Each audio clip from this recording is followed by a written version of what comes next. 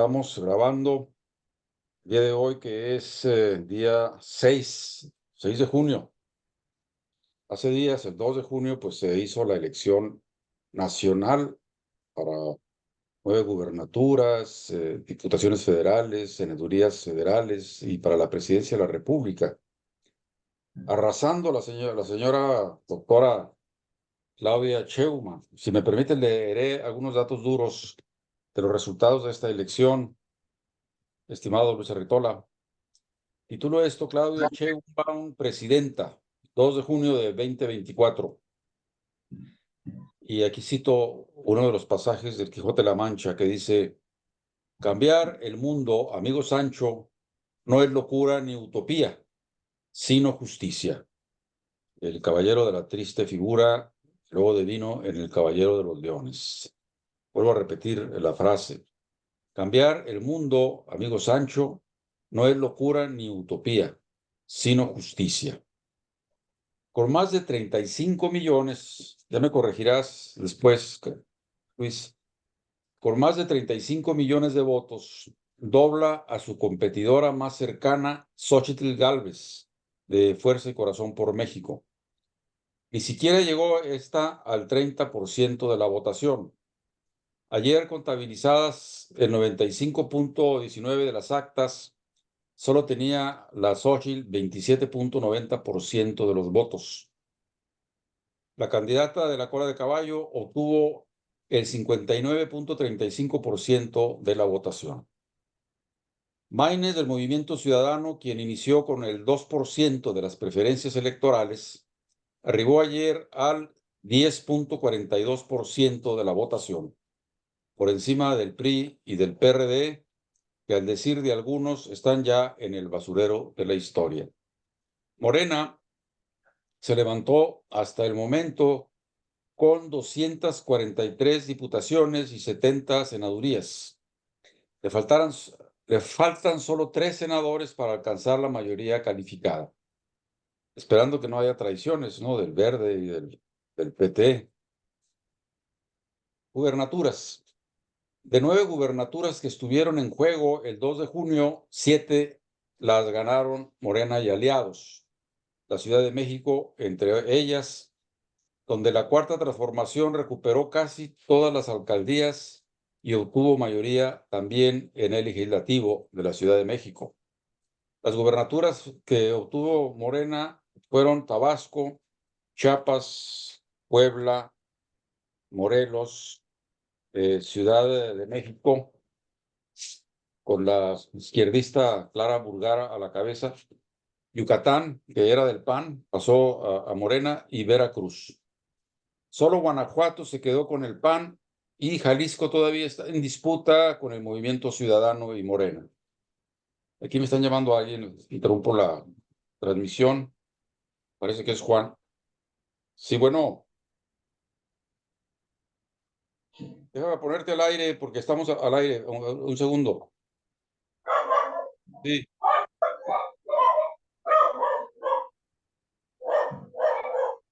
sí. Se va a integrar el compañero Juan Martínez, de allá de la parte media de Estados Unidos, Wisconsin, creo que está. Antes vivía en Los Ángeles. A ver si da pie con bola. Bueno, él dice que se va a incorporar, debe tener el ID ya. Entonces, solo Guanajuato se quedó con el PAN, la tierra del gato con botas, y Jalisco, decía, está siendo disputada todavía por Morena y el Movimiento Ciudadano. La hija de Monreal, Katy Monreal, perdió, dice aquí, Coajimalca, será una delegación de México, a ver, tú me dirás.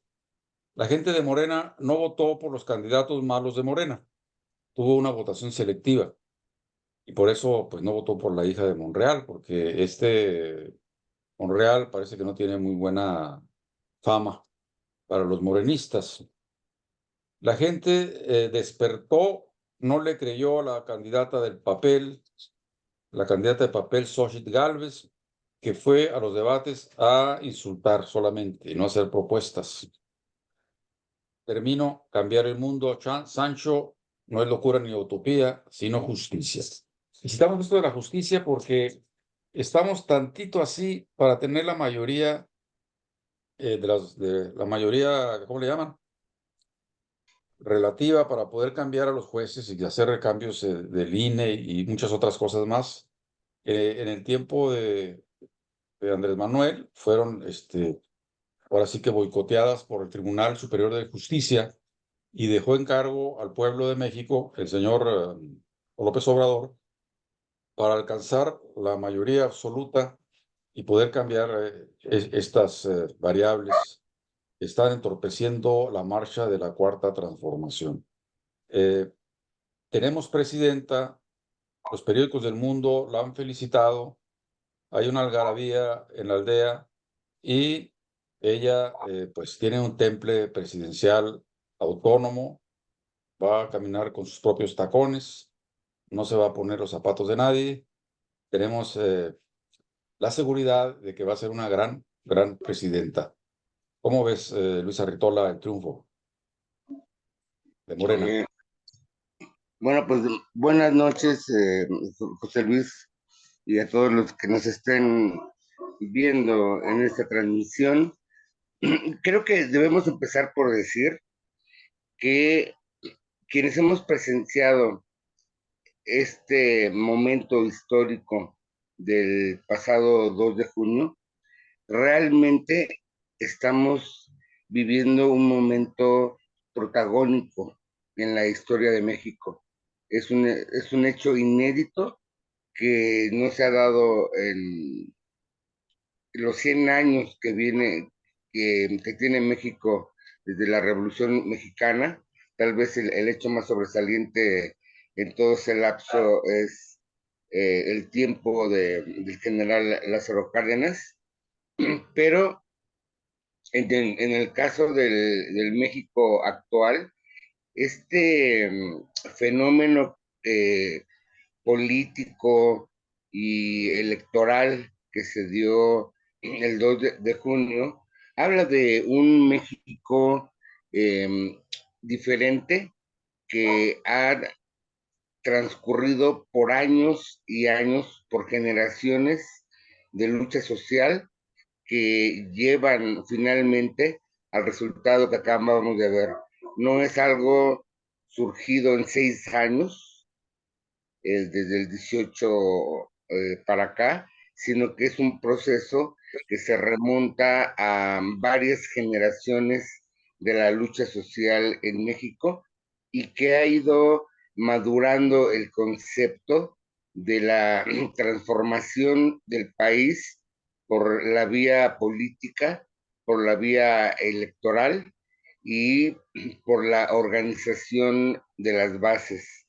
Este movimiento no se puede entender sin ser un movimiento que ha surgido en las calles, en las colonias, en los barrios, en los vecindarios, en los municipios, en las luchas sociales estudiantiles, campesinas, indígenas, obreras, en fin, de una serie de movimientos que se fueron dando a lo largo de las generaciones, que estaban desarticulados o ligeramente apoyados por otros sectores, pero sobre todo por un concepto de la lucha social que tenía como idea de que una vanguardia revolucionaria, elitista y más avesada que el pueblo era la que dirigiría un movimiento social de esta envergadura. Aquí se ha dado al revés, se ha estado desarrollando un concepto distinto de la política y que tiene que ver con los diferentes cambios que se han dado en los movimientos sociales en México y que cuajan allí sí con el movimiento de regeneración nacional, que como movimiento es inédito en América Latina e incluso en el mundo entero en términos de su composición orgánica y estructural, que es horizontal y que va de abajo hacia arriba. Entonces creo que es lo primero que tendríamos que mencionar, el hecho histórico que hemos estado presenciando, que estamos presenciando en este momento y que hace que México sea el escaparate del mundo en cuanto a lo que está ocurriendo en los cambios sociales en el mundo, confrontando el neoliberalismo como modelo económico y social con un modelo que se ha dado en llamar humanismo, pero que tiene mucho de economía mixta y de participación fuerte del Estado dentro de la economía nacional con un enfoque de bienestar social. Estos elementos económico-políticos sociales definen en muchos sentidos lo que es el movimiento de regeneración nacional y su coalición con el Partido del Trabajo y el Partido Verde, que como bien lo mencionas, ellos han logrado reunir 365 de los 500 diputados de la Cámara de Diputados, que representa el 73% de esos votos. En la Cámara de Diputados solo se requiere el 66% para obtener la votación calificada para aprobar eh, cambios a la Constitución, lo que no estaba ocurriendo en los 3 años anteriores. Lo mismo casi ocurre en el Senado con los 82 senadores que reúne la coalición, representando el 64%, faltándole únicamente un 2% para lograr la mayoría calificada y que esa puede provenir probablemente de los 5 senadores de Movimiento Ciudadano o de algunos de los senadores del PRD, que son 2, o del PRI, que son 17.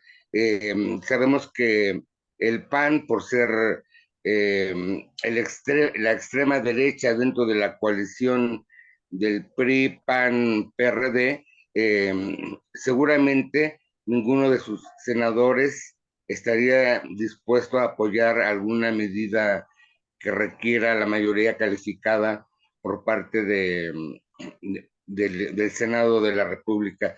Pero en realidad, prácticamente, eh, con, esta, con esta votación, que se puede interpretar de dos maneras, José Luis. Algunos dicen que hay mayor presión por parte de la ciudadanía en cuanto a decir, bueno, ahí están los votos, ahora tienes que cumplir con las promesas de campaña. Pero otro enfoque que se le puede dar es lo que venía planteando Andrés Manuel López Obrador, en el sentido de que en el tiempo de los 3 primeros años, cuando Morena tenía la mayoría calificada, la prioridad fue en ese momento el combate a la pandemia, de manera que no se pudo utilizar esa mayoría calificada para hacer cambios sustanciales en la Constitución, sobre todo en materia energética y en materia de el cambio de la composición política de la Cámara de Diputados, cuando se estuvo planteando la desaparición de los plurinominales, o por lo menos la reducción de los plurinominales, que bajara a un número más sostenible, incluso financieramente, para, la, para el dinero que se le da a los partidos políticos. Y finalmente, la cuestión que estuvo deteniendo el, la oposición en cuanto a la cuestión energética, el asunto de la Comisión Federal de Electricidad y de Pemex, que son vistos como eh, energéticos estratégicos para la seguridad nacional mexicana, que antes no era visto así. era visto más como recursos que eran vendibles y que se podían pasar a la iniciativa privada o vender ya directamente a las empresas transnacionales.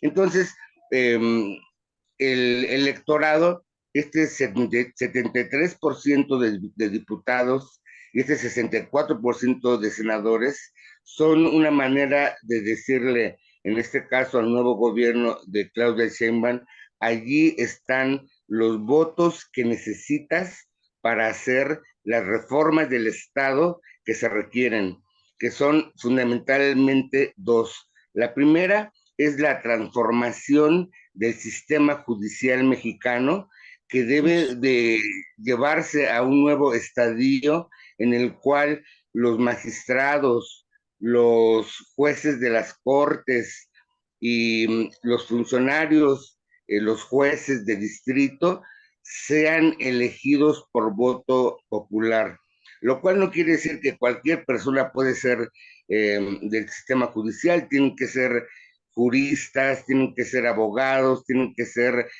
personas de leyes, como se hace justamente en Estados Unidos. Como sabemos, el fiscal de distrito, por ejemplo, de California, es elegido vía electoral. Los jueces de distrito de Orange County, de San Diego, de Los Ángeles, de cada uno de los de condados de California, esos jueces son elegidos por vía electoral, lo cual significa que cuando se dice que lo que se quiere hacer con la reforma del sistema judicial mexicano, que consistiría en que sean elegidos por voto popular, realmente ni es nada nuevo y no representa, como han estado diciendo en México la derecha política, de que quieren destruir a uno de los contrapesos políticos al Ejecutivo.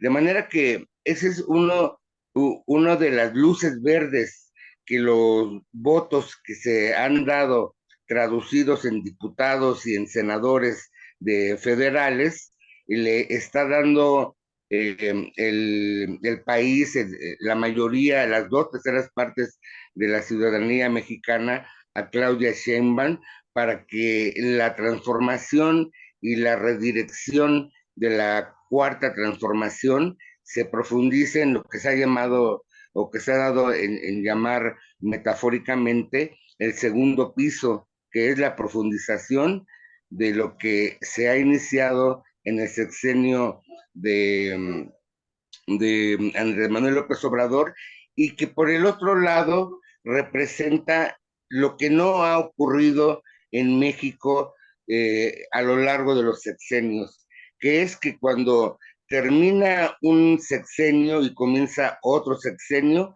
el sexenio que comienza hace borrón y cuenta nueva de lo que se hizo en el sexenio anterior y en el sexenio anterior y se empieza a comenzar a gobernar con un nuevo modelo, entre comillas, cuando en realidad de lo que se trata y que vamos a ver en este sexenio es darle continuidad a obras, a actos políticos que se iniciaron en el sexenio de López Obrador y que se deben de continuar, se deben de terminar, de concluir, de profundizar en el siguiente sexenio, sin hacer esa ruptura abrupta que se ha hecho como parte de la eh, cultura política mexicana, de que el nuevo presidente se quiere deslindar del anterior, quiere marcar su estilo, quiere mostrar eh,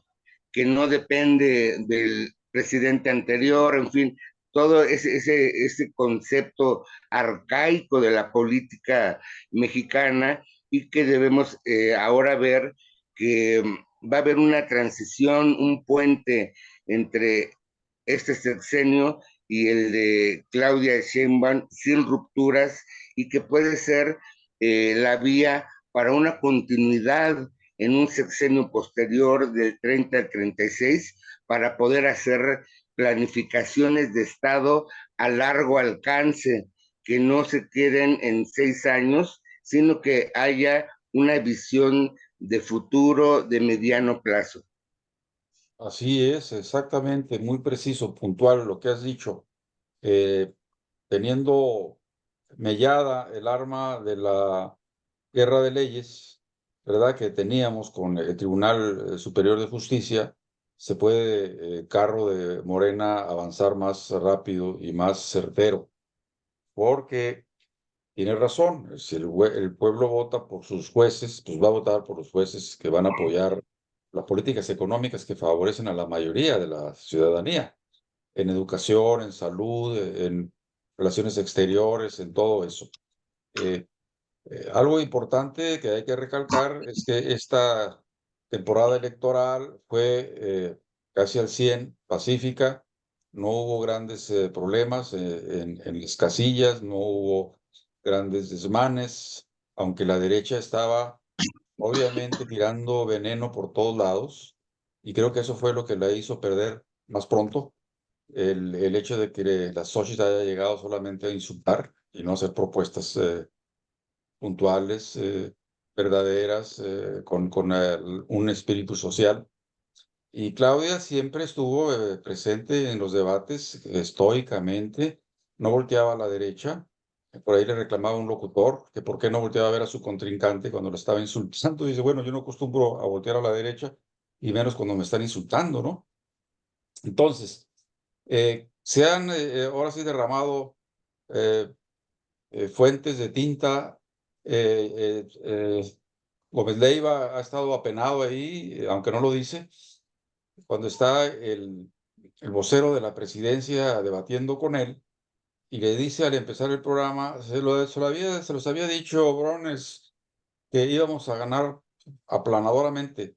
Y por ahí empezó. No recuerdo cómo se llama este señor de barba, Bueno, hombre, que José Luis, pero en ese punto hay que decir que ni siquiera nosotros, me refiero a esta transmisión, y hablando de otras transmisiones, nunca fuimos tan optimistas ni tan certeros para pronosticar que la votación iba a llegar al punto en que llegó.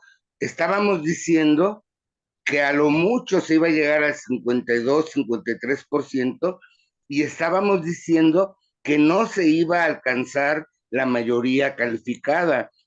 Y aunque el pronóstico que tuvimos fue el correcto, es decir, Claudia Sheinbaum ganó y ganó por un margen muy amplio, realmente eh, ningún tipo de analistas se atrevió a decir, aunque algunas encuestas mencionaban del 50 al 60, 61%, nadie se atrevía a decir que se iba a llegar al 60%. Ese hecho en sí mismo realmente es muy relevante, porque ese 60%, como te decía, significa decirle a Claudia Sheinbaum, necesitas mayoría calificada para profundizar el movimiento iniciado hace 6 años, allí están los votos. Hazlo. así es. Bueno, yo tengo un video de esta misma colección de Archipiélago Morena, donde Jesús Sosa Castro afirmó que era muy posible tener la mayoría en el Congreso y los diputados y los senadores, ¿eh? Inclusive estaba por aquí Carlos González del Comité de la Militancia en Baja California que negaba, dice, no, no es posible, no, no va a alcanzar. Y don Jesús le decía, sí, sí es posible, sí va a alcanzar. Y hablaba pues de la coalición, ¿no? Que se iban a sumar el Verde y el PT para alcanzar eso. Pero también Noroña acaba de decir ayer o antier que faltan 3 senadores para poder tener la mayoría. Pues nada más con que se les chifle un poco a los del PRI, a los del PRI nacionalistas y más o menos revolucionarios. Mientras se animan, yo quisiera comentar una cosa que me parece trascendente, me parece importante, ¿no? Sí. Tiene que ver con la forma de cómo se están integrando las candidaturas al Senado y a la Cámara de Diputados. Como tú sabes, eh, hay la posibilidad de que aun cuando Morena ganara los 300 distritos electorales, no podría alcanzar los 2/3 que estamos buscando para para alcance. hacer la reforma al Poder Judicial de la Federación, que es Sí, el centro del conservadurismo que está echando no solamente abajo varias de las reformas propuestas y aprobadas por la Cámara de Diputados y de Senadores, sino está bloqueando el trabajo legislativo y está liberando a una serie de malhechores que estaban en la cárcel y que los está liberando por razones de intereses de grupo de poder, ¿no?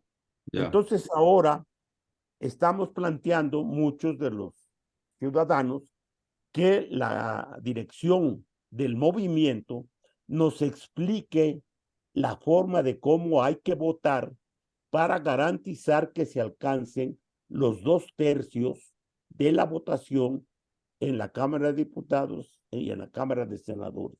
Desde luego en las cámaras locales, ¿no? Pero especialmente en el Congreso Federal.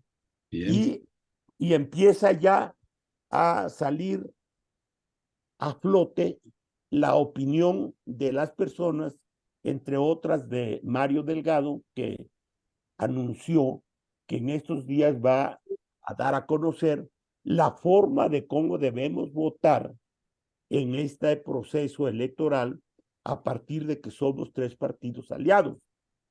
Hay, digamos, de los 300 distritos federales uninominales, me parece que en 260 vamos aliados los 3 partidos. En otros 40 distritos van a ir candidatos del PT y del Partido Verde, con el objeto de que a la hora de votar se vote por Morena en donde vamos los como aliados y en otros lugares se vote por el PT o por el Verde, con el objeto de que sus candidatos alcancen la votación correspondiente y al final la Cámara se integre con los 2/3 que andamos buscando.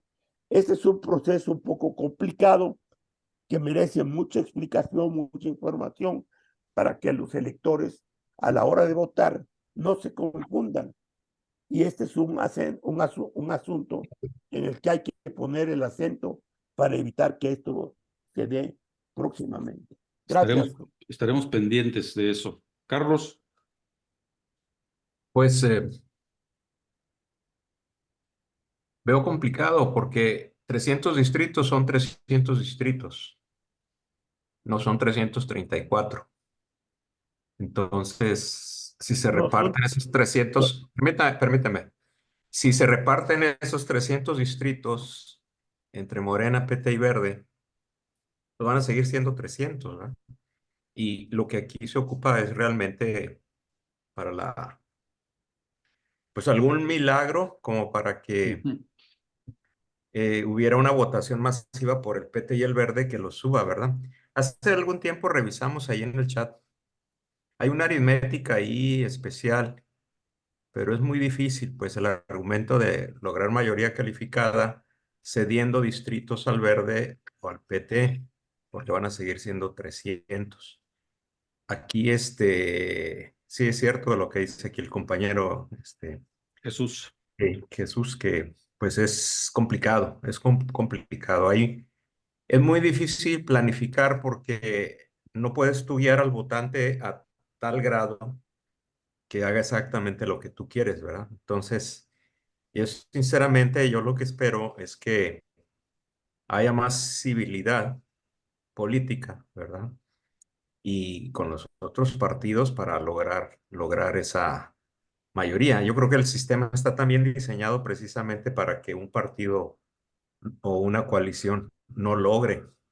Habría que echarle números, pero está diseñado para que no se logre esa mayoría calificada si no es recurriendo civilizadamente o civilmente a las otras opciones para que den los 34 extras, ¿no? Que en un momento dado pudiera funcionar, ¿no?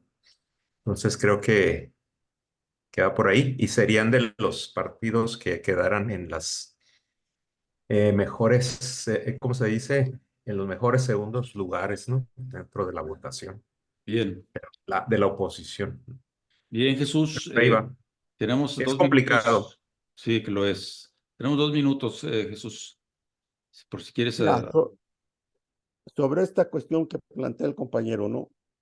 No se trata de que sean 340 diputados uninominales de mayoría relativa. Se trata de que los partidos alcancen la mayor cantidad de votos como partidos. En donde vamos aliados, pues no hay problema, ¿no? Pero en donde vamos separados, se trata de que esos partidos que van a ir, digamos, en el Distrito 5, el PT, y en el 9, el Verde, pues saquen el mayor número de votos, porque los votos sumados al final es lo que permite tener candidatos, tener diputados y senadores de representación proporcional. Es allí donde está justamente el punto que va a resolver el problema de la mayoría calificada o de los 2/3, como yo le llamo yo. Entonces, el partido o los partidos que tengan la mayor cantidad de votos tendrán la mayor cantidad de diputados o senadores de representación proporcional. Eso es lo que es lo que a mi juicio está tratándose de explicar a la gente para que las cosas marchen en esa dirección. Pero repito, no soy yo el que va a dar la indicación, la orientación o la información oficial. Esto lo está trabajando todavía la dirección del partido junto con sus aliados para decir, en tales y tales distritos vamos juntos y la votación tiene que darse así. En tales y tales distritos, en el estado de Baja California, vamos separados, PT, Verde, Morena, y hay que votar así, con el objeto de que se obtengan la mayoría de los votos por cada partido y al final se sumen los votos y se entreguen las no las candidaturas, sino las diputaciones o las senadurías. Y más o menos revolucionarios, para que corran a completar lo que falta, Bueno, ¿no? mira, en realidad lo que faltan son 2 senadores nada más, Ya. porque en este momento hay 82 senadores confirmados de parte de la coalición, que representa el 64%. La coalición de PRI, PAN, PRD tiene exactamente la mitad, que son 41 senadores, 32%, y el resto lo tiene el Movimiento Ciudadano. Bueno, tenemos que mencionar algo. El PAN, PRI, PRD, con Xóchitl como vocera, han pasado por todas las etapas en cuanto a los resultados. Primero, se declararon ganadores. Después reconocieron su derrota y decían que los números no les favorecían y que las tendencias veían muy difícil que se fueran a revertir. Después dijeron que había fraude electoral y que pedían voto por voto, la revisión. Es decir, han pasado por todas las etapas, estas de negación, aceptación, rechazo, en fin, pero a final de cuentas, lo que estamos viendo es el desmembramiento de la derecha. La derecha, tras este golpe, es muy posible que se vayan a replantear si esta coalición PRI, PAN, PRD va a proseguir, porque hace 6 años, en la contienda con López Obrador, el PRI y el PAN no quisieron fusionarse en la presidencia. Ninguno de los dos candidatos del PRI y del PAN quiso ceder a favor del otro.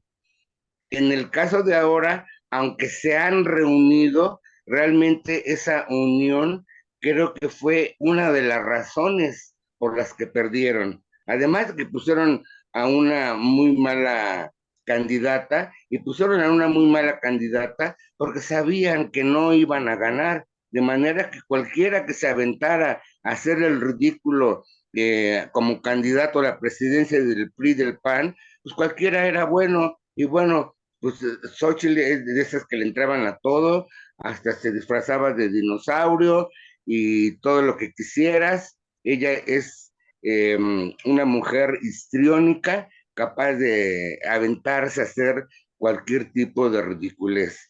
Y eso lo vio la gente. Mira, te voy a dar un dato que es muy interesante y es el dato de cómo votó la clase media mexicana, estratificada en clase media alta, clase media media, clase media baja. La clase media alta votó mayoritariamente por Claudia Sheinbaum en un porcentaje de 49 a 41, cuando se esperaría que este sector social fuera definitivamente de derecha. Y aquí cabría analizar mucho las razones de por qué la clase media alta votó principalmente por Claudia en lugar de por Xochitl. En el caso de clase media media, tendríamos que definir qué es clase media alta, qué es clase media media, qué es clase media baja y qué sectores sociales entran en cada una de estas. Ahorita comento un poco sobre eso. La clase media media favoreció 59% a Claudia Sheinbaum y 30% a Xochitl. En el caso de la clase media baja, el porcentaje sube a 61% a favor de Claudia Sheinbaum y baja a 28% en el caso de Xochitl Gálvez. Es decir, las clases medias en sus diferentes sectores votaron por la izquierda, por Claudia Sheinbaum, y hay muchas razones para explicárselo, pero sobre todo tiene que ver esa eh, necesidad que tuvo Xochitl Gálvez de cambiar su discurso dependiendo de con quién estaba hablando. Era evangelista si estaba con los cristianos, era católica si estaba con el Papa en el Vaticano, era atea si eso le convenía, era de izquierda, trotskista, maoísta, si eso era conveniente, y era del PAN, de la ultraderecha, o una ciudadana independiente. Es decir, se quitaba y se ponía camisetas por todos lados y la gente se da cuenta de eso. La gente no es tonta.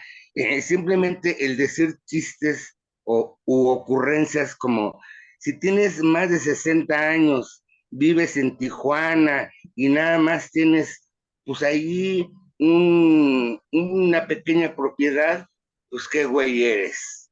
Y eso, José Luis, le restó millones de votos.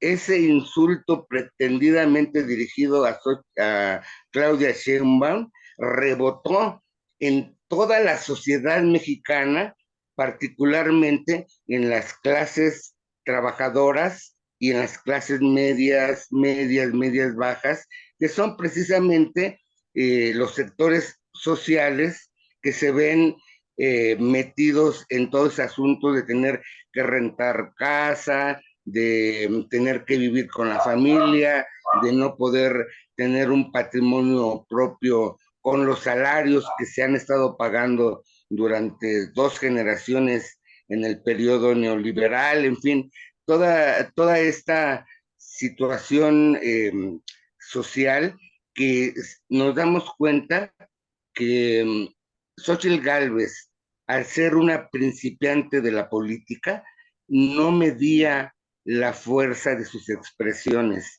y soltaba cada ocurrencia que se le iban los votos. Ese asunto, por ejemplo, de pegar chicles debajo de las sillas, le restó votos. O sea, pareciera que no, pero todo ese comportamiento de un personaje que no está a la altura, a una altura presidencial y que está llena de ocurrencias, pues realmente lo que nos llevó es al entendimiento de que a los dirigentes del PRI, del PAN y del PRD, lo que les interesaba era que Xochitl les pudiera aumentar los votos para incrementar el número de diputados y de senadores que pudieran tener en las cámaras, y tan fue así que se anotaron como el número uno en las senadurías plurinominales. Ahí vamos a tener del PRD, tienen dos senadurías, una se la dio el Jesús Zambrano a sí mismo, una de las dos únicas senadurías y que las tienen por la vía plurinominal, porque no ganaron ningún senador por vía directa. Lo mismo, bueno, y que además el hecho de que el PRD tenga dos diputados y dos senadores en ambas cámaras, lo pone prácticamente en la desaparición como partido político, porque está por verse, pero creo que no va a alcanzar el 3% de los votos a nivel nacional, los votos federales a nivel nacional, y eso implica la pérdida del registro como partido político. Así que nada más vamos a tener a dos agonizantes, PRI y PAN, dentro de la oposición mexicana, pero que es una oposición raquítica y que quién sabe si esa derecha siga siendo unida, porque debemos recordar que el PRI, como ocurrió en una de las medidas propuestas por Morena, el PRI se deslindó en una ocasión de la coalición y votó por su lado. Eso no nos deja ver que posiblemente en votaciones en el futuro, tanto el PRI como el PAN y Movimiento Ciudadano, más bien van a votar en arreglos con Morena y su coalición para poder sobrevivir políticamente, porque no tienen futuro dentro de las cámaras ni de diputados ni de senadores, porque sus votos no sirven para nada por no tener, bueno, con excepción del Senado, son votos que no influyen para nada. La coalición en la Cámara de Diputados puede tomar la decisión que quiera porque tiene la mayoría absoluta. Y fíjate que se ha estado discutiendo mucho ese tema de si Morena debería de tener tanto poder como tiene, que es tener el poder del Ejecutivo, el poder de las dos cámaras y el poder de transformar la Cámara perdón, el Poder Judicial, Tribunal. que es el poder casi total de la política en México, pero que solo se explica por el hecho de que la oposición en los 3 años anteriores se opuso absolutamente a todo y no permitió que muchas de las iniciativas que tenían mucho sentido para el bienestar del país y de la población en general no llegaron a buen puerto porque la oposición se opuso a todo, lo que llevó a que la población dijera, bueno, como estorban, para que ya no estorben, vamos a dar la mayoría calificada al cambio social. Y ese es Así un fue, tema muy interesante de análisis. así fue. Ahora hay quien augura las aves de mal agüero, que como ganamos la totalidad casi por la vía electoral, la derecha empachada y realmente enojada puede tomar ahora sí que la vía de la violencia, ¿no? La ultraderecha, pues, que es lo que ha pasado a veces en los países sudamericanos, cuando ganan por la vía electoral y el pueblo se impone. Bueno, lo que sigue son golpes de Estado, son asesinatos políticos, son la derivada autoritaria que decía por ahí Kraus cuando acusaba a Obrador de eso. Pues la derivada autoritaria puede venir de los grandes inconformes, ¿no? Contaba ayer una de las periodistas más afamadas acá de la Ciudad de México que el plan del señor X era, a ver, aquí no se trata de hacer ni siquiera mucha propaganda, lo que hay que hacer es sumar. A ver, ¿cuántos votos puedes tú conseguir, PAN? ¿Cuántos tú, PRI? ¿Cuántos tú, PRD? Con eso y con la marcha rosa, con eso vamos a batirlos. Estaban en un mundo paralelo, pues no sabían exactamente la realidad de la circunstancia social, ni la siempre repetida muchas veces y cierta de discurso de Obrador, que el pueblo no es tonto y que el pueblo está teniendo una revolución de las conciencias. Y Martí Batres, en una entrevista que le hicieron unos periodistas españoles, cuando le preguntaron, ¿y cómo fue que se hizo esa gran masa para votar por ustedes? Bueno, empezó a hacer la relación de, a ver, las becas a los muchachos, las pensiones a los adultos, la forma de restringir el presupuesto para gastos de publicidad y ese dinero invertirlo en obras, en mega obras. Y fue ahí relatando otras 10 más. Bueno, pues ¿cómo no iba a votar el pueblo por Morena cuando hay todo eso, pues? Todo eso constante y sonante. Además de que la contrarrestar las mentiras mediáticas de todos los días, pues todos los días la contrarrestaba Obrador en sus mañaneras, ¿no? Cuando había que hablar de las noticias falsas había un segmento donde se decía, a ver, este periódico dijo esto y este periodista dijo esto otro. Vamos a comprobarlo, contrastarlo con la realidad. Miren, no es cierto. Entonces, todo ese mecanismo estaba logrando dinamizar la conciencia social y llegamos a esta megavotación. Le han preguntado a Claudia, oiga, ¿y va a seguir ustedes con las mañaneras? Bueno, ella dijo, pues yo no soy historiadora, ¿no? Porque obviamente el presidente se apoyaba siempre en anécdotas, en historia, para poder leer la cartilla moral, diríamos, a los políticos que seguían caninamente mordiéndole las pantorrillas, ¿no? Entonces, lo que va a hacer seguramente Claudia es, obviamente, conferencias de prensa, pero más someras. Yo mismo tardé 3 años escuchando a Obrador todos los días, hasta que con todo respeto, pues ya dije, ya lo escuché 3 años, ya no voy a escuchar los otros 3 años más. Mejor me pongo a promover Morena, ¿no? Desde la base, ¿qué es lo que estamos haciendo?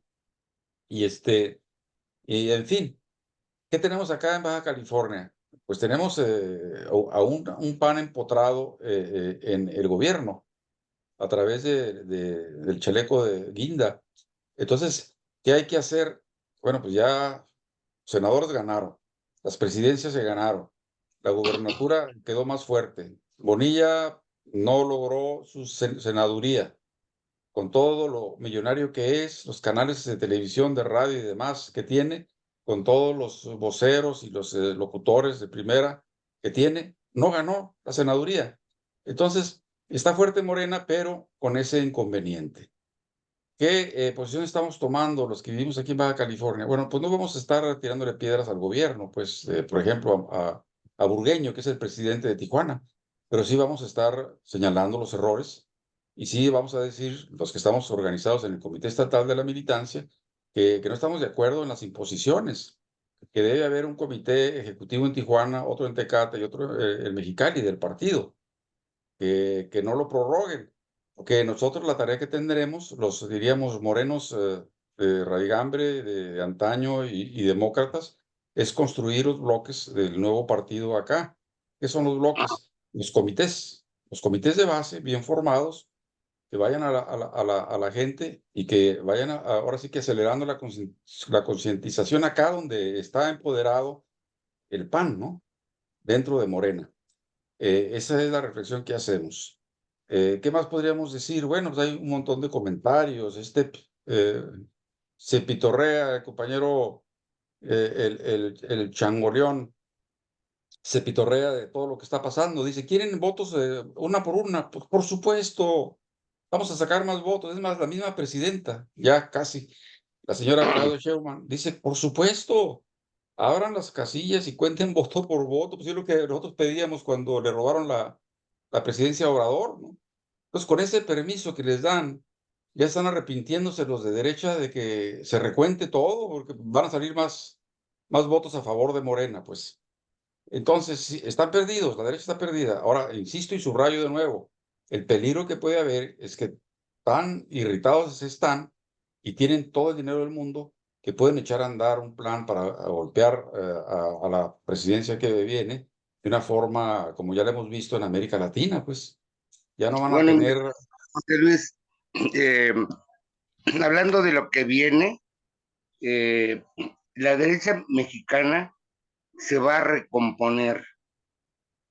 Uno de los anuncios que ya debemos de tomar en serio es el planteado por Claudio X González de la formación de un nuevo partido que se nutra justamente pues del pedacerío que queda electoral políticamente de PAN, PRI y PRD, pero van a ir por el lado de la fundación de un nuevo partido, tomando en cuenta que el PRI, PAN y el PRD ya demostraron que no son una opción electoral para la derecha. Hicieron su último intento, se van a tener que recomponer y va a estar fluctuando entre Movimiento Ciudadano y la creación de un nuevo partido en el cual le van a meter apoyo por parte eh, del empresariado mexicano y de la intervención a través de Claudio X González y de un grupo importante de empresarios mexicanos del gobierno de los Estados Unidos y de corporaciones norteamericanas, que son los que financian el movimiento encabezado por Claudio X González. De manera que vamos a ver en los próximos meses o en los primeros años de gobierno de Claudia Sheinbaum el surgimiento de un nuevo partido de derecha que reemplace la posición del PRI y del PAN. Así es, ni más ni menos. Libre, Bueno, ¿qué nada tenemos aquí? ¿Qué tenemos aquí? Mira, eh, los señores empresarios de México han ganado como nunca. El gobierno de Estados Unidos no ha tenido problema para sus inversiones. Han ganado también. El ejército está empoderado, tiene 200,000 elementos más de la Guardia Nacional. fíjate Los que hay una constructores diferencia. del ejército están siendo bien pagados. Entonces, no hay por dónde pegarle a Obrador, pues. O sea, también todos hicieron en cierta forma de la vista gorda, los empresarios. Oye, pues, ¿cómo vamos a quitar En este el caso gobierno de si nos está los fácil? empresarios, José Luis, hubo un cambio muy importante en este sexenio, porque durante el periodo neoliberal, los empresarios que salían beneficiados del modelo económico eran las grandes fortunas de empresarios mexicanos. Era el 1% del empresariado mexicano. Con López Obrador se abrió el abanico hacia el empresario medio y hacia los pequeños empresarios.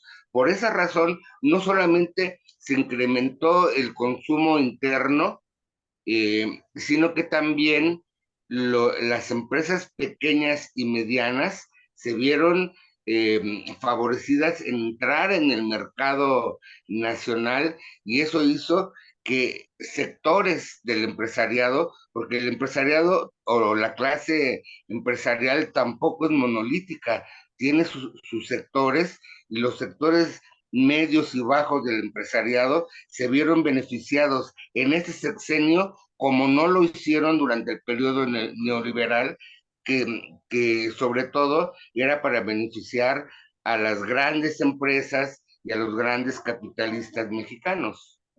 Ahora, otra de las cosas es lo que dijo Obrador, y es muy puntual y muy real, ¿no? No faltaba dinero, lo que había eran muchos ladrones, pues. Entonces, cuando la gente pregunta, oye, ¿cómo van a poder surtir a las becas de los niños, las niñas y todo lo demás, y así hasta la eternidad?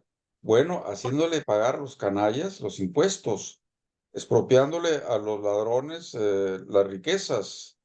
Eh, Bueno, ¿Qué otra ya cosa? anunció Claudia Sheinbaum que lo primero que viene es una reforma fiscal, Correcto. precisamente para que muchos que no pagan impuestos, que evaden impuestos o que son morosos, como los que ya sabemos que llevan desde hace 18 años que no pagan impuestos y que han acumulado verdaderas fortunas en impuestos no pagados, que eso por cierto, no lo hacen en Estados Unidos. Por ejemplo, este empresario mexicano llamado Claudio X González, que debe alrededor de 1.800 millones de pesos en impuestos, las empresas que tienen en Estados Unidos, allí sí pagan impuestos. Los empresarios mexicanos que tienen intereses y negocios, como lo es el dueño de TV Azteca, que tiene de Azteca América en Estados Unidos pagan impuestos, aquí no quieren pagar impuestos. La Estás hablando de reforma Salinas fiscal, Pliego. la reforma fiscal es necesaria para enforzarla y que el que no pague impuestos como lo hacen en Estados Unidos, que llega que llega el tío Sam y no has pagado impuestos, salvote, al igual que aquel famoso ampón norteamericano llamado Al Capone, que lo agarraron por no pagar impuestos. Y por traer contrabando, ¿verdad? También. ¿Esa corbata de dónde es? Le dice el juez. Pues de Italia y la importó bien, ¿no? Al bote. Claro. Bueno, tenemos pues que hay una punta de lanza acá en el norte de América Latina, proba, calada por 6 años, con una heredera que además de ser política, una gran política, es una gran científica, que es creíble a nivel universal, lo que propone, que ya ha hecho cosas en la Ciudad de México y que las va a repetir en todo el país. Ha dado becas a los niños de la primaria y del kindergarten y lo va a hacer durante los primeros 3 años para todo el país. Entonces, si la familia recibe una beca para los muchachos que van a la prepa, otra beca para los que están estudiando un posgrado, pero además la beca para los niños y las pensiones de los viejos, bueno, pues entonces está habiendo dinero para comprar en el mercado interno, como tú bien lo dices, y se enancha el mercado interno. Y no hay una inflación galopante así bárbara, porque se gasta ¿en qué? En lo indispensable, en lo básico para que la familia siga caminando por la calle y estudiando y yendo a las tertulias, etcétera. Entonces se está revitalizando. Además, este hilo negro no se inventó por Obrador. Ya hay un economista, creo que es Keynes, el que hablaba de que en tiempos de crisis lo que hay que hacer es decirle a los trabajadores que abran una zanja y se les paga por eso, y luego pedirles que la tapen y se les paga por eso. Entonces hay circulante, ¿verdad? Hay dinero moviéndose y por lo tanto hay negocio y hay industria y hay comercio y hay turismo y hay todo. Eso es una de las reglas de oro de Obrador. Lo que ha hecho es eso. Cuando los señores que piensan nomás en sus beneficios propios decían, bueno, pero si se le va a dar a los pobres, ¿qué va a quedar para nosotros? No. O sea, el dinero que yo ocupo para invertir en X o Z empresa, pues me lo va a prestar el gobierno y no se lo voy a pagar, ¿no?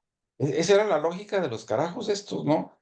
Y por lo tanto, a ver, si ustedes tienen capital que han hecho, que han evadido impuestos, ustedes tienen dinero para invertir, ¿por qué me están pidiendo a mí, al Estado, dinero para que yo les dé, para que inviertan? Si ustedes tienen todo el dinero del mundo y muchas veces lo mandan en dólares a Estados Unidos para protegerse, ¿no? Entonces, llegó el señor Obrador y mandó cambiar, como dice el dicho. Y llega la discípula de él, la más cercana, la más de izquierda, por cierto, y una señora que también es muy de izquierda, la gobernadora de la Ciudad de México, la nueva jefa de la Ciudad de México. Entonces vamos con las mujeres de izquierda adelante. Y cuidado, porque cuando la mujer se pone a trabajar en serio, entonces el mundo cambia, pues es la otra mitad, ¿no? La mitad de la familia. Y ella ha cuidado a la familia siempre. Pues ahora le va a tocar a una en la presidencia de la República cuidar a la familia mexicana en extensión y en altitud y se va a ir también con el lema de por el bien de todos, primero los pobres. ¿Cómo se va a erradicar la delincuencia? Pues hay que darle estudio a los jóvenes, hay que darles alternativas a las muchachas, hay que cuidar la seguridad de ellas. ¿Qué es una de las notas pendientes? Pues la seguridad, ¿no? La delincuencia galopante. ¿Cómo la va a resolver? Bueno, Claudia resolvió creo que en un 50% los asesinatos en la Ciudad de México y otro tanto de la polución ambiental. Entonces, si ya hay una persona que lo está haciendo, que se cayó un tren que en una escuela se murieron niños. Bueno, pues son accidentes que suceden, ¿no? En todas partes. Yo lo decía hoy en la mañana, estuve en Santana platicando con algunas personas. Aquí se han descarrilado 3 trenes llenos de químicos en Estados Unidos en el año pasado y nadie dice quién fue el responsable que no le puso el clavo a la vía. Son accidentes que pasan, ¿no? Y eso no le movió ni siquiera un pelo de la cabeza a la señora Claudia Sheinbaum. Sí usaron los de la derecha hasta la saciedad, hasta el vómito, diciendo eso fue tu culpa, insensible, tienes corazón de hielo. Pues el pueblo se ríe de esa fantochada de la señora Xochitl, ¿no? Mira, José Luis, yo creo que hay que dar 2 pasos atrás sobre lo que estabas comentando hace un momento del perfil de Claudia Sheinbaum, porque recuerdo que en las primeras emisiones que tuvimos, eh, que, que comentamos el resultado de las elecciones internas en Morena y que del cual resultó Claudia Sheinbaum, teníamos 3 perfiles diferentes en los 3 primeros lugares de Morena. Teníamos a Claudia Sheinbaum, una mujer de izquierda, eh, probada desde su época estudiantil y que se veía como la más afín al proyecto de López Obrador. En segundo lugar estaba el ex canciller mexicano, recuérdame su nombre. Eh, Hasta el nombre se nos olvidó, maestro. Qué famoso era? Ahorita se nos fue. Bueno, pero que él Ebrard, Ebrard, Marcelo Ebrard. Ebrard representa el ala moderada de la izquierda de Morena. La profundización del proyecto de la Cuarta Transformación iba a tener como ciertos frenos por parte de él como presidente. Él tiene muchos más vínculos con el gobierno de los Estados Unidos, es mejor apreciado por parte de ciertos sectores del empresariado y era muy posible que su gobierno fuera más moderado del que se espera de Claudia Sheinbaum.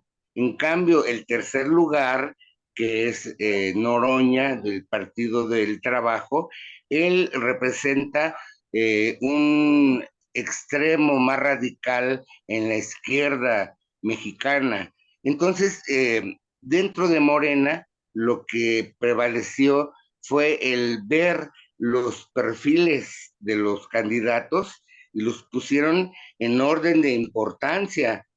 En primer lugar, queremos a una izquierda lo suficientemente bien definida como para continuar con firmeza el proyecto iniciado por López Obrador. En el caso de que hubiera sido Ebrard, habría cambiado el rumbo de esta cuarta transformación, seguramente habría seguido por el camino, pero con una locomotora más lenta que como lo va a hacer esta Claudia Sheinbaum. En cambio, Noroña sí nos hubiera traído problemas con sectores internos y externos de la política nacional e internacional, porque las posturas de Noroña sí son más radicales hacia la izquierda y es más confrontador con los políticos, incluso que López Obrador. En ese sentido, yo creo que la composición interna de los 30 y tantos millones de simpatizantes de Morena se decantaron por un tipo de liderazgo. Y creo que en el caso de López Obrador, viéndolo en retrospectiva y en comparación con Lázaro Cárdenas hizo lo contrario. Él prefirió que el sucesor fuera un general más moderado que el que hubiera profundizado el gobierno de Lázaro Cárdenas. En ese sentido, yo creo que hay enseñanzas de la historia que se ven reflejadas en el momento actual. Creo que el liderazgo de López Obrador ha sido muy eficaz en dos cosas. Primero, en la creación de un movimiento que sea un movimiento de base, un movimiento horizontal que surja de abajo hacia arriba. Y en segundo lugar, y muy importante, es que los liderazgos, eh, los que se proponen en los puestos más importantes, sean personas que tienen una convicción y una trayectoria tan sólida que no quepa duda de que el movimiento continúa. Bien, pues ya estamos dándole la vuelta al programa, nos quedan 4 minutos. Yo quiero hacer hincapié en lo siguiente. A ver, alguna vez la secretaria general del partido comentó que no nos preocupáramos por los chapulines, que solamente el 30% de los que compitieron en la elección eran de tal tipo, ¿sí? Y que otros por ahí dijeron que el 20%. Pues ahí hay una astilla que hay que cuidar porque puede estar también inoculando de forma adversa a la propuesta del partido en este sexenio que viene. Eh, Muchos gentes del PRI y del PAN se metieron a través del Partido Verde y del Partido del Trabajo, ¿no? Entonces, eso lo tenemos dentro del barco, pues, esos chapulines. Entonces, habrá Sí, que pero también también debes estar de viendo eso. considerar, espérate, un paréntesis ahí.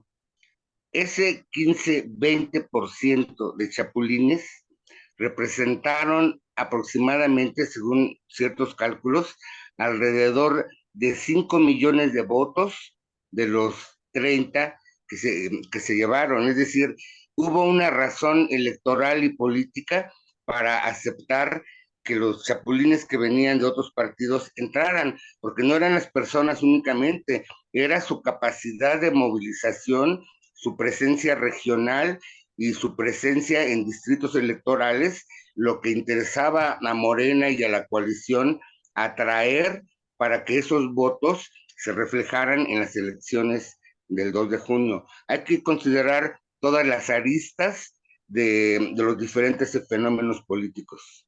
Sí, algún político de acá le dijo a Claudia cuando vino a Tijuana, oye, ¿y qué vamos a hacer con los panistas? Y ella le dijo, pues déjalos que voten por nosotros, ¿no? Confirmando lo que estás diciendo, pues.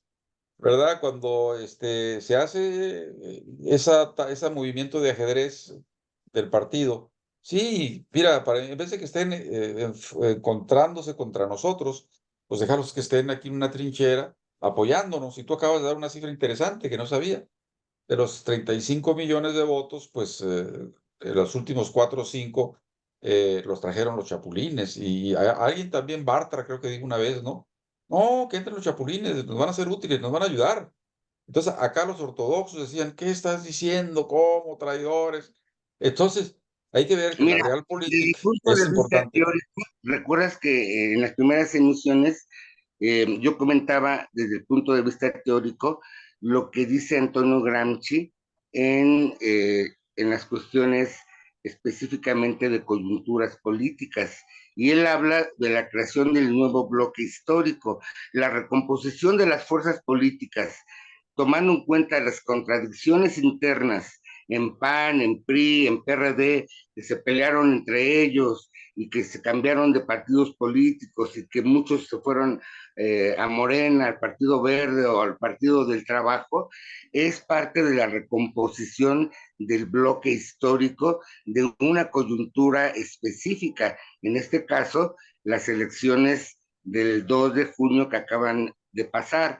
Después de eso, la recomposición política viene nuevamente, porque ahora de lo que tenemos que estar hablando, José Luis, es de cómo va a estar conformado el gabinete, quiénes van a estar en los puestos clave. Ya se confirmó que continúa el secretario de Hacienda y Crédito Público porque él le da confianza a los diferentes Pero actores de todos. la economía mexicana para que haya continuidad en el buen manejo de la administración que se ha llevado de la hacienda pública con una política de austeridad. Esa política le interesa mucho al empresariado mexicano particularmente, como lo mencionaba hace un momento, a la pequeña empresa y a la mediana empresa, que son los que producen la mayor cantidad de empleos en el país. De manera que ellos, al verse incluidos en el proceso de crecimiento económico del nearshoring, que ya sabes que Xochitl Gálvez al nearshoring le llamaba el outsourcing.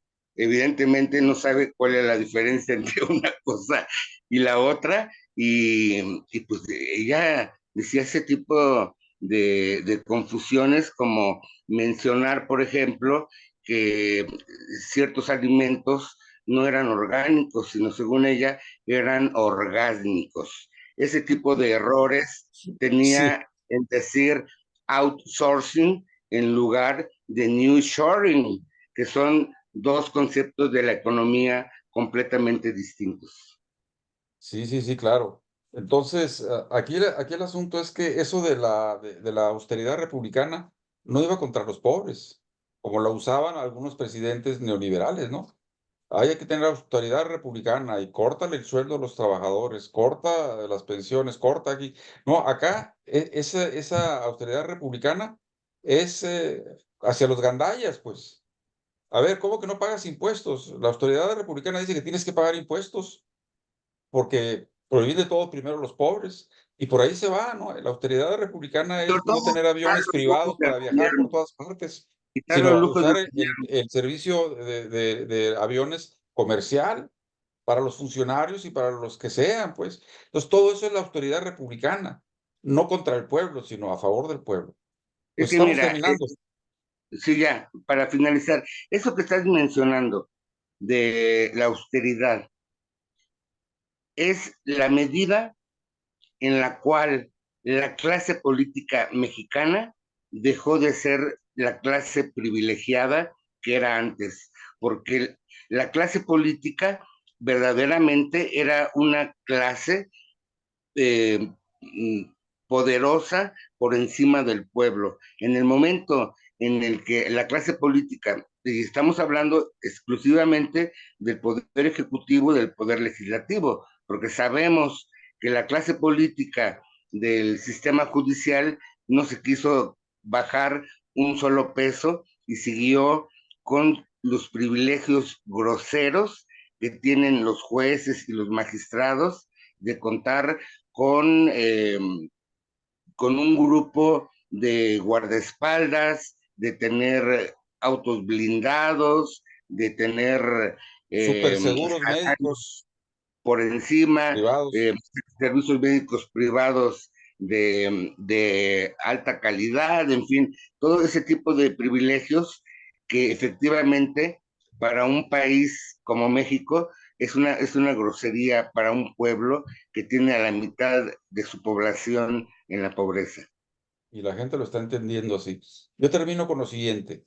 La tarea de nosotros, los demócratas de Morena, aún acá en este mar azul que es Baja California, es pacificar, poner los cimientos a través de comités de base activos que vayan multiplicándose para que el Consejo Nacional nos autorice, ¿verdad? Porque hasta eso están los estatutos, de que haya un comité municipal en cada ciudad que vaya a las bases, porque el compañero Burgueño, que estuvo de presidente estatal de Morena, pues no tenía a quién atender a Tijuana, Tecate y Ensenada, él desde Mexicali o desde Tijuana.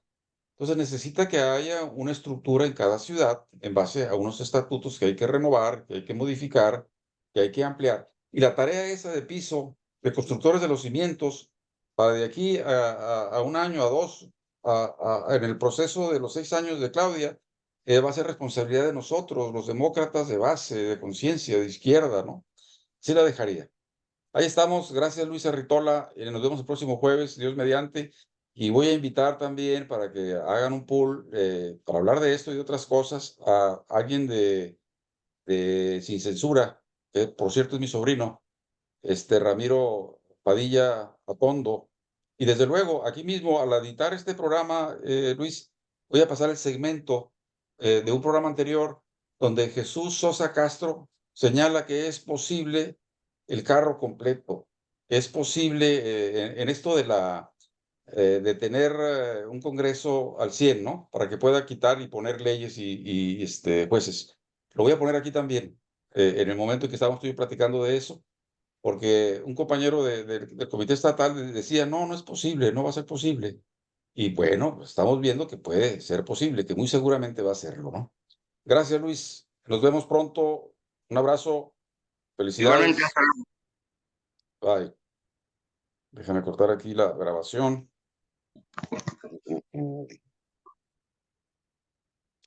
¿Dónde está la grabación?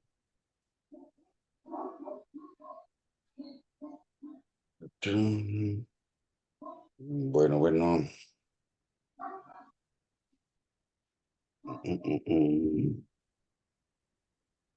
Mira, no encuentro en dónde puse a grabar, porque sí puse a grabar hace rato. Reflexiones. No quiero irme sin que estoy seguro de que corté la grabación.